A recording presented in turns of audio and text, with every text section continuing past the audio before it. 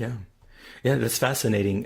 It's interesting you mentioned a book. I don't know who I was talking with the other day, but for me, it was a human sexuality book. It was a course I took in college, Mm. and it talks about, everything. And it really opened my mind up to kind of allow me to take my own steps forward.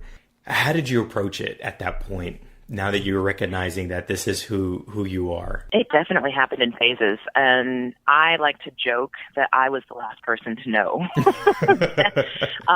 Because, like I said, when I got divorced, I kind of set out intentionally to figure out what this was inside of me that I was so curious about. What is this thing that I have with women? Let me just figure this out, and I'll start dating women and see what that's all about. Hmm. My intention, though, was simply to explore it so that I could put it to rest, right? So I Okay. could have closure with it, is what I thought.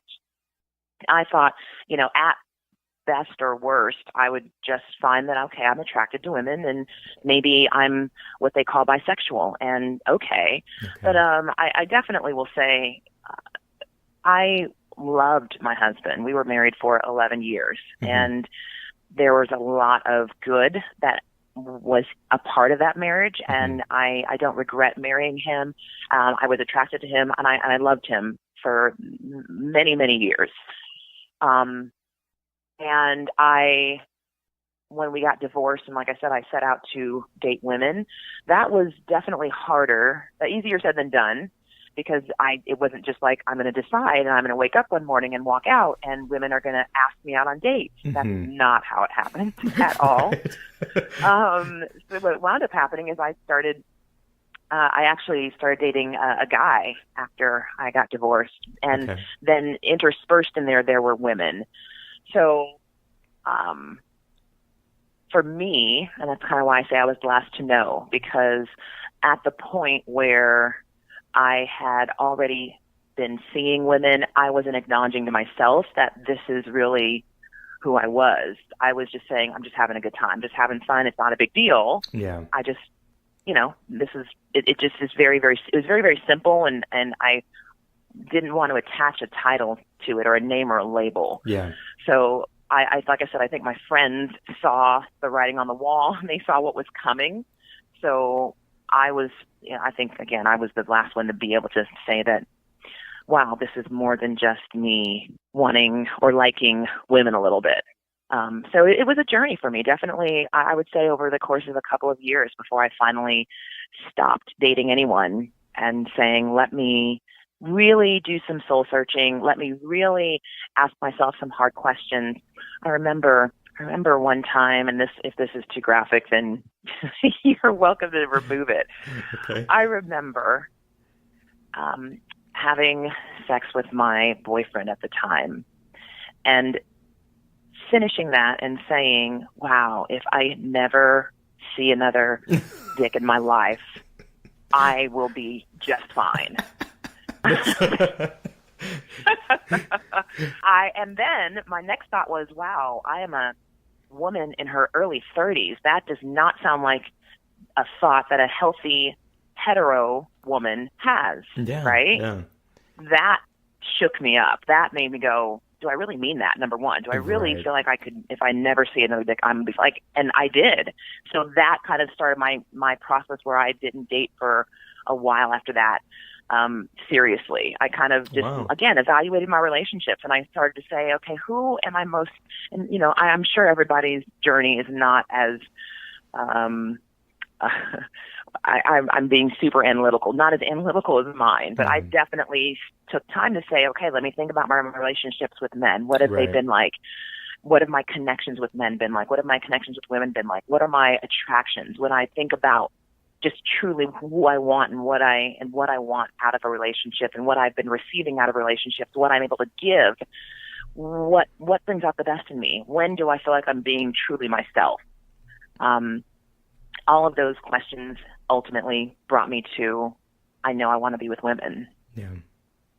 That's fascinating. Yeah, because I mean, kind of having to, kind of process. I think you mentioned at the time you were with a guy, and having those thoughts and thinking, sometimes, probably most mature adults recognize that sex can sometimes get, complex and emotional and all these different things that you had to kind of almost check yourself. Like, wait a minute, is this like, am I really feeling this?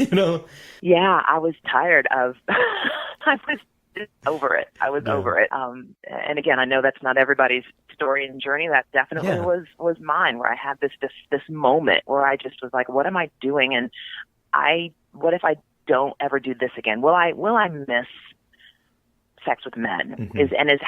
How important is that in my life? Yeah. How important is that in what I want from a relationship? To come to find out that it wasn't, and I would be just fine without it for the rest of my life. Yeah, and I believe you mentioned you were married now to your current wife. How long have you two been married? Yeah, so we got married. Dorian is my wife, and she and I got married in January of 2017. So it's been a little over a year. I guess we're at the 1.5 year mark, but we've been together for almost 6 years. Oh, wow. Okay. Wow, 6 years together. That's amazing. Now, prior to, being involved with Dorian, had you already come out to family? I know you mentioned you had talked to some friends kind of over the course of time, but prior to your relationship with Dorian, was it, hey, family, I got some news to break to you type of thing? Or Yeah, fortunately, I did come out to my family before Dorian came into the picture. And it was important to me. So it was kind of during that time when I was like, let me stop and evaluate who I am and what I truly want, what's going to allow me to live my life at my maximum capacity, my happiest, right? Mm-hmm. That was when I got to the end of that journey. That pretty quickly I told my kids, and they were the first ones in my family that I told, because they were the most important people to me. Mm-hmm. And by that point, I had some, I won't say relationships, but I had seen some women, had some experiences with women mm-hmm. prior to this. And I just I had two concerns. One, I didn't want my kids to hear anything about me and another woman from someone else. And two, I wanted to be able to come out to my kids with there not being another person attached to that. So I didn't want to introduce this concept to them along with having them trying to get used to a woman in my life. So when I told them I was very much single, very much on my own, I was starting to see a woman at the time, but she wasn't, the relationship had not developed to a point where it was something to tell my kids about, right? Yeah. So, I told my kids, and I think probably within that first year, I would tell my father, okay, which was a difficult conversation. And, during that first year is when I would gradually start to come out in my personal and professional relationships. Okay. So as that progression happened and everything, so you, when you mentioned the professional side of things, were you already, I guess you mentioned at that point, were you already involved with Dorian, or was it still at that kind of figuring things out phase, or? Oh, no, Dorian didn't come into the picture until, I guess a year or two later. Okay. So, but professionally, that's when I was at Lifetime in Houston. Okay. And I was a regional manager, and then I also was the local coordinator for one of the gyms in Houston. Mm-hmm. And so I had been there already for a couple of years. So I remember the first time that I said, that I shared with anybody that I was dating a woman that was in more of a professional circle, right? As not someone that wasn't a personal friend. It was during my yoga teacher training, actually. I was in yoga teacher training, my 200-hour training, and one of the other students in the program with me, this guy, we were driving somewhere, maybe to get something to eat, and I think I told him about a date that I had with this woman, and I really mm-hmm. liked her. But I remember I was so nervous. Like I had decided I wanted to start talking about the fact that there was a woman in my life at this time, and I wanted to talk about it, and I wanted to kind of put it out there. Yeah. But I was so scared and so nervous, and I didn't know how or when, but I knew I wanted to. So I will never forget that when I said to him, I tried to make it come off casually. I don't know if that's how it actually came across, but I tried. And when I mentioned to him about this date I had with this woman that I really liked, his reaction was a non-reaction.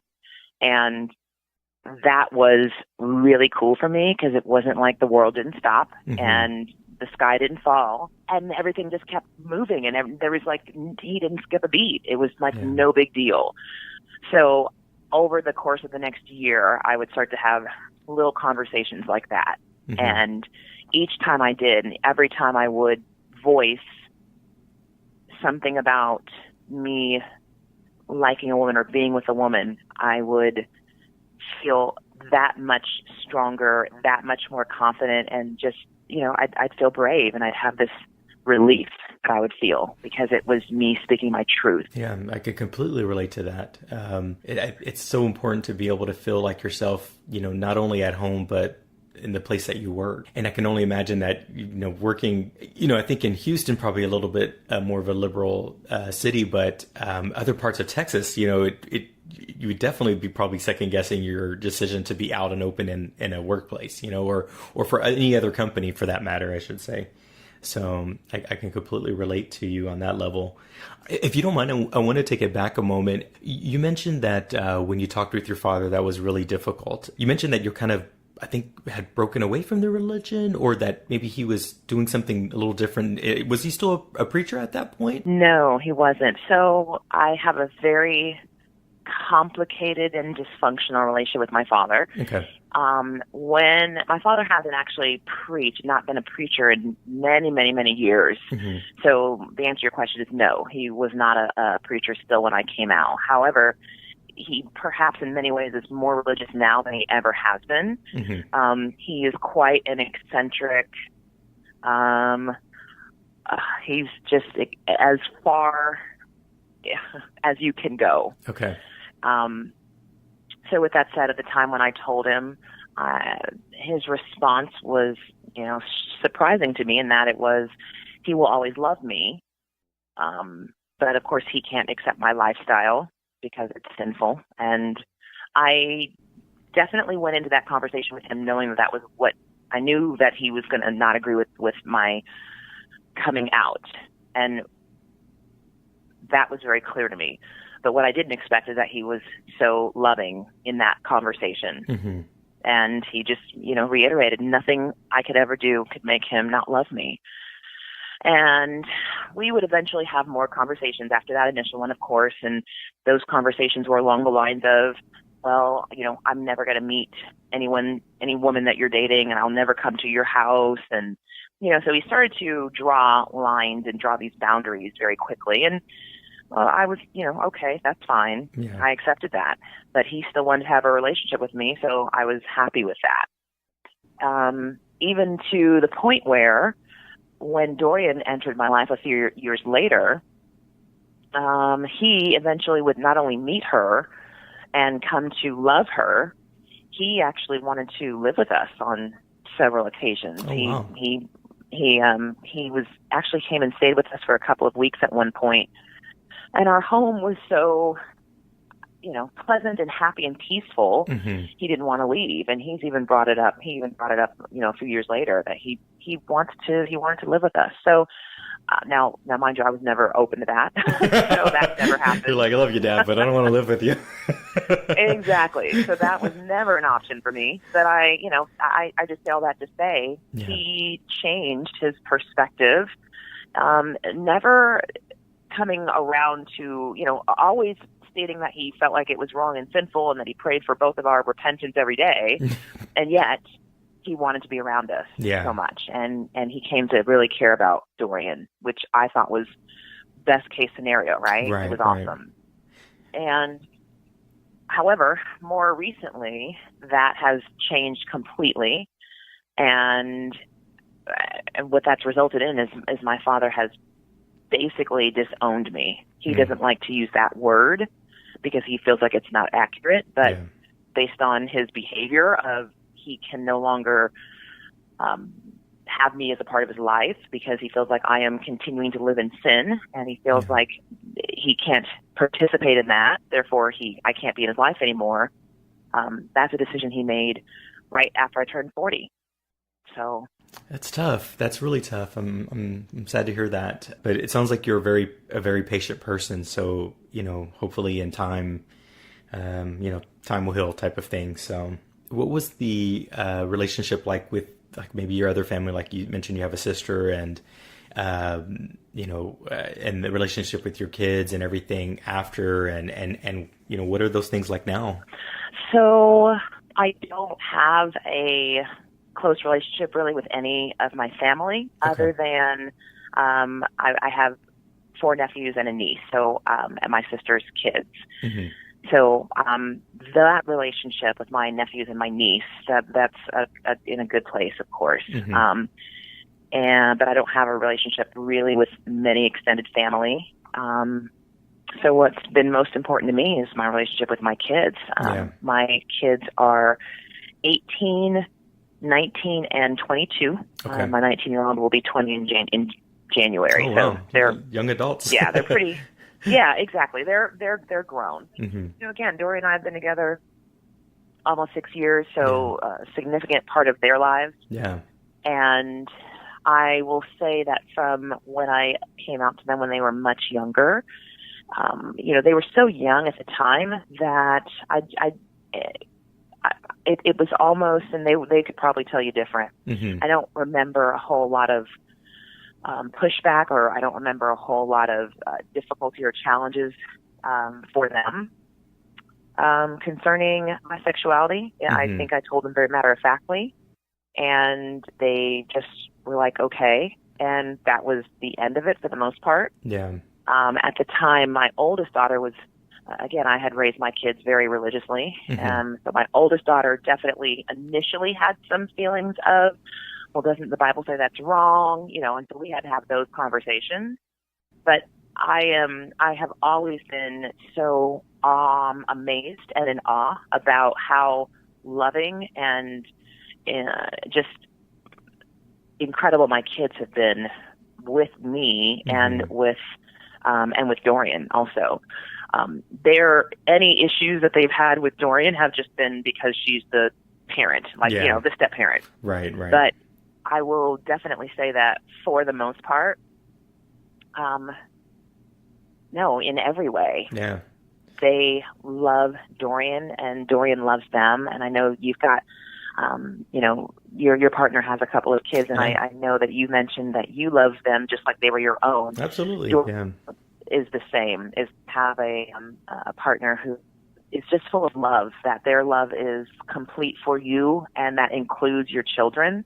I think that's a gift that I'm so incredibly grateful for, because she came into a difficult situation in that she started to date a woman who was a single mom of 3 kids. I think when she came to the picture, they were 12, 14, and 16. Yeah. Those are asshole ages. I was going to say, those are some tough ages, because, those teenage years. And but isn't it interesting, I think, and we're pretty close in age, at least for our generation, and that I think this younger generation, that some of this stuff is just kind of no sweat. Okay, whatever, I got gay friends in school. Exactly. They're definitely a lot more, the word is exposed, or, but that's awesome. That's a very positive thing to hear, that your kids have been welcoming, and, and they continue to have sounds like a very solid relationship with Dorian. So. That makes the biggest difference in life, I think. So, how many years have you been actually doing instructing and coaching and group fitness and all that stuff? Yeah. My fitness career has been a little over 13 years. I kind of really got into it in 2005 as my mom was struggling with cancer, and then when she passed away. So that was the beginning. That's when I really threw myself, after she passed away, into fitness and And so, yeah, a little over 13 years. Wow. Wow. And you kind of have left in the last couple of years, you've kind of left the, right word is like a corporate type of group fitness environment, but and then you were a manager, I remember, and you kind of gone on and to do your own thing. So tell me a little bit about that. What are you up to now, and how's that career going and everything? Yeah, for sure. So I did leave the corporate group fitness management life, in that I was definitely ready for, I left primarily because I wanted to focus more on the part of group fitness that I enjoyed, which was the teaching. Mm-hmm. I got tired of managing. I got tired of, all of the red tape and all of everything that comes with working for a corporation, right? I just wanted to focus more on the part that gave me joy, which was teaching classes and impacting people's lives. Without all of the extra, right? So yeah. I left that full-time corporate position, and I just started teaching classes. And so for that next year, that's all I did was I taught classes. I did some consulting work, still in the group fitness arena, and from a corporate perspective, I did some operational work with a fitness convention series. So I still wanted to be a part of the fitness industry, and I mm-hmm. still was very much connected to so many people that I knew previously with my previous position. So I wanted to stay and keep doing what I felt like I was good at, and help where I could without the extra, like I said. So then there was an opportunity came where there is a young woman, a young Black woman who is an entrepreneur, owned several businesses, and she wanted to buy a gym, but she didn't have a background in fitness.